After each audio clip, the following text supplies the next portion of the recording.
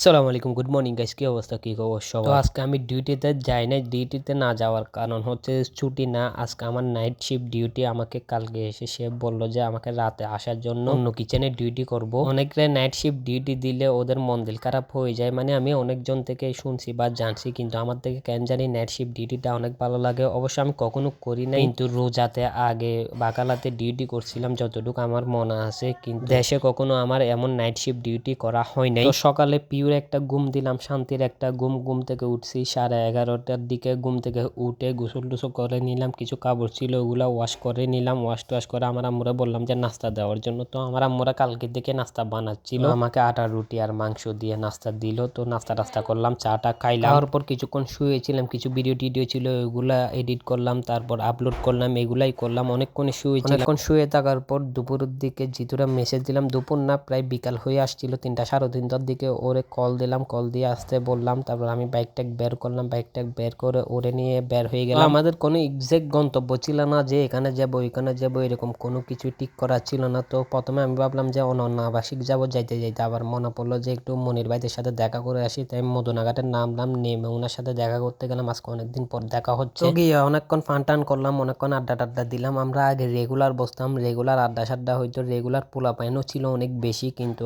এখন আস্তে আস্তে সময়ের সাথে সাথে সবাই এক একজন এক একদিকে বিজি হয়ে গেছে, সবাই হারাই গেছে। ইভেন আমি নিজে আসতে পারি না, সময় পাইলেও অনেক সময় দেখা যায় যে আমার শরীরে দিচ্ছে না, আমি শুয়ে থাকি বা ঘুমাই যাই। কিন্তু কোনোভাবে যদি আড্ডায় আসতে পারি বা বসতে পারি, তখন দেখা যায় যে সব ক্লান্তি দূর হয়ে যায়। কোনো ধরনের টেনশন থাকলে, কোনো ধরনের বা অশান্তিতে ভুগলে ওইসব অশান্তি টেনশন দূর হয়ে যায় আড্ডা সাড্ডা দিলে। তো দোকানে কিছুক্ষণ বসলাম, কিছুক্ষণ বসে কথাবার্তা বলে আমি আর যেহেতু বের হয়ে গেলাম। বের হয়ে প্ল্যান করলাম যে আমরা একটু অনন্য আবাসিক যাবো, ওইখানে চাটা খাবো, একটু ঘুরে টুরে আসবো। তো কালকে রাতে আমার সাথে একটা অঘটন করছে। অঘটন বলতে, আমি যখন ডিউটি থেকে আসছি, আমি গাড়িটা পার্কিং করে ঘরে চলে গেছি। কিছুক্ষণ পর আমাদের বাড়ির মেয়ে একটা আমাকে ডাকতেছে, আমার গাড়িটা নাকি পড়ে আছে। কিভাবে পড়ছে, কেউ বসতে চাইছে নাকি কিভাবে পড়ছে আমি জানি না, কিন্তু বাইরে এসে গাড়িটা পড়া দেখে আমার বুক টুক ডাইরেক্ট ধরে গেছে। তারপর গাড়িটা তুললাম, তুলে দেখি কোনো ধরনের স্ক্র্যাচ বা কোনো ধরনের বড় ক্ষতি হয় নাই, কিন্তু গাড়ি চালানোর সময় আমার গিয়ারে একটু সমস্যা হচ্ছিল। আমার লাগতেছিল যে গিয়ারটা বেজে যাচ্ছে বারবার। গাড়ি আমি একদম স্লোলি চালাচ্ছিলাম, একদম আস্তে আস্তে। অনন্য আবাসিকে গিয়ে আমি আর জিতু কিছুক্ষণ ঘুরলাম, কিছুক্ষণ আড্ডা সাড্ডা দিলাম ঘুরে টুরে। তারপর আমি আর জিতু আবার বাসায় চলে আসলাম। আমি লাঞ্চও করি না, আমার অনেক বেশি ক্ষুধা লাগছিল।